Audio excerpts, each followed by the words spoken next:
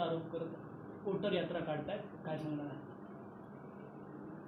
राहुल गांधींनी कितीही यात्रा काढली, कोणतेही आरोप केले, तरी लोकांचा विश्वास राहुल गांधीवर नाही आहे. राहुल गांधी जेव्हा जिंकतात, कर्नाटकमध्ये जिंकले तेव्हा EVM चांगली असते, तेव्हा मतदार यादी चांगली असते. ते जिंकले, इलेक्शन जिंकले तर सगळं चांगलं, आणि इलेक्शन हारले की त्यांना EVMमध्ये दोष दिसतो, मतदार यादीमध्ये दोष दिसतो.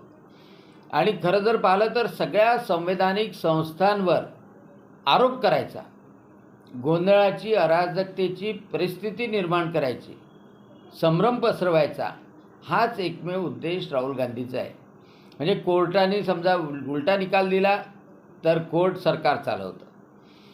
यांनी घोटाळे करायचे, EDवाल्यांनी जर पकडलं तर आम्हाला का पकडलं, यांनी जनतेपर्यंत संपर्क करायचा नाही, इलेक्शन हारायचं, आणि दोष यांनी EVMला किंवा निवडणूक आयोगाला द्यायचा.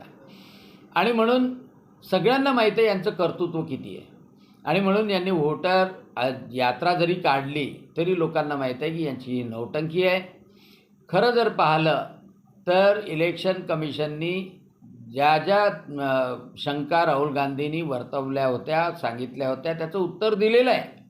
आणि एवढंच असेल तर पूर्ण लेखी लिहून ते लेखी उत्तर पण घेऊ शकतात, सगळ्यांना मिळतं. पण याला कोणती काही शंकेचं निरसन वगैरे नाही करून घ्यायचं आहे. त्यांना फक्त संभ्रम पसरवायचा आहे. पूर्ण भारतरत्न बाबासाहेब आंबेडकरांनी जी संवैधानिक प्रक्रिया दिली आहे ती उखडून टाकायची आहे, आणि ते उखडण्यासाठी हे सगळे त्याचे कारोबार काँग्रेसचे सुरू आहे. काँग्रेस बुडते आहे, आणि बुडत्या काँग्रेसला ते शोधते आहे, तडफड होते आहे, त्याचा हा परिणाम आहे. जिंक